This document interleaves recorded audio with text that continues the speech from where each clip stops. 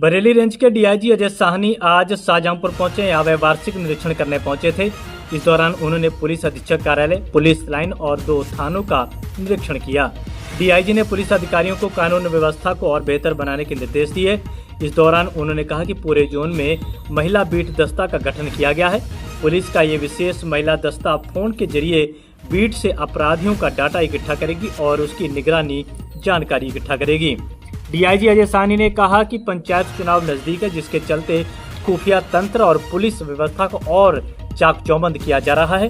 उन्होंने कहा कि अगर बीट व्यवस्था मजबूत होगी तो अपराध और अपराधियों पर ठोस कार्रवाई हो सकेगी। वार्षिक निरीक्षण के जरिए पीएफआई, रोहिंग्या, एसडीपीआई के बारे में डाटा और जानकारी ली गई है। साथ ही लोकल इंटेलिजेंस को और मजबूत करने के भी निर्देश दिए गए हैं। उन्होंने कहा कि टॉप 10 अपराधियों के साथ साथ छोटे अपराधियों पर भी कड़ी निगरानी की जा रही है। उन्होंने कहा कि बेहतर होगा कि अपराधी अपराध से तौबा कर दें। साथ ही उन्होंने ये भी कहा कि मुख्यालय पर फरियादियों की भीड़ लगातार बढ़ती जा रही है। ऐसे में अब थानों की भी जिम्मेदारी तय की जाएगी। अगर थाने पर फरियादी की सुनवाई नहीं की गई तो थाना स्तर के पुलिसकर्मियों पर भी कार्रवाई सुनिश्चित की जाएगी। आज वार्षिक निरीक्षण के क्रम में पुलिस कार्यालय और थानों का, पुलिस लाइन के कुछ हिस्सों का निरीक्षण किया गया है और काफ़ी चीज़ें ठीक बेहतर पाई गई हैं। जहाँ तक बीट व्यवस्था की आप बात कर रहे हैं तो बीट व्यवस्था में जो हमारे पुलिस बीट है उनके बारे में भी बहुत डिटेल में बातचीत हुई है और इसके अलावा जो महिला बीट है उनमें भी महिला पुलिसकर्मियों से भी बात हुई है और एक अच्छी पहल जनपद के द्वारा किया गया है। एक यहाँ महिला दस्ता नया बनाया गया है जो डेली पूछताछ दस्ता के नाम पे यहाँ पे जो भी मामले हैं महिला संबंधित उन बीट के नंबरों पर बात करेंगी और उनकी समस्या का समाधान हुआ या नहीं हुआ वो पूछेंगी और वो पंचायत चुनाव के आगे भी हमारे लिए काफ़ी उनसे सहयोग मिलेगा। बाकी बीट में काफ़ी व्यवस्थाएँ निचले लेवल तक की जा रही हैं। जैसा कि आप लोग जान रहे हैं कि पंचायत चुनाव जल्दी आने वाला है, उसकी तैयारियां भी अब जनपद में शुरू कर दी गई हैं और जो भी इन्फॉर्मेशन हमें चाहिए, चाहे वो अपराधी की हो, चाहे वो अन्य चीज़ों की हो, पुलिस के सहयोगों की हो, वो सारी चीज़ें हमें मिल रही हैं। और एक हमारी प्राथमिकता जो है वो साइबर क्राइम को लेकर रही है। साइबर क्राइम बड़ी संख्या में बढ़ा है और लगभग हर कोई कहीं ना कहीं उससे प्रभावित हुआ है। उसके तहत भी अच्छी कार्रवाई की जा रही है। सर, देखा कि जो मुख्यालय पे फरियादों की भीड़ है वो बढ़ी है, तो क्या ऐसे में थाने स्तर पर बात क्या जवाबदेही तय होगी अब?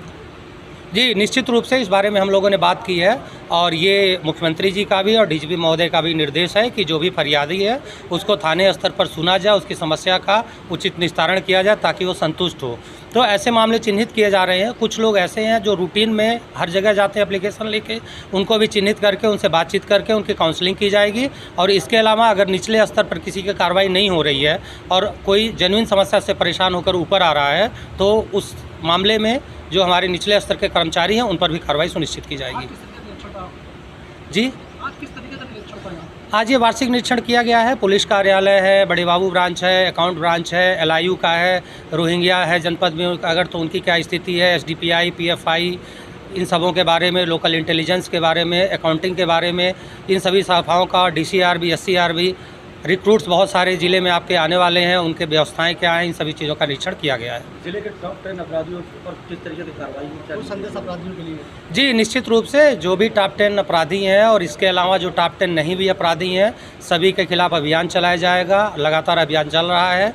लोग अच्छे कार्य करें, अपराधों से तौबा करें, शांति बनाए रखें और अच्छे कार्यों पे रहें, पुलिस का सहयोग करें। पुलिस सबके साथ कार्रवाई करेगी और अगर कोई कानून व्यवस्था प्रभावित करने की कोशिश करेगा, अपराध करेगा तो उसी तरीके से उस पर कार्रवाई सुनिश्चित की जाएगी।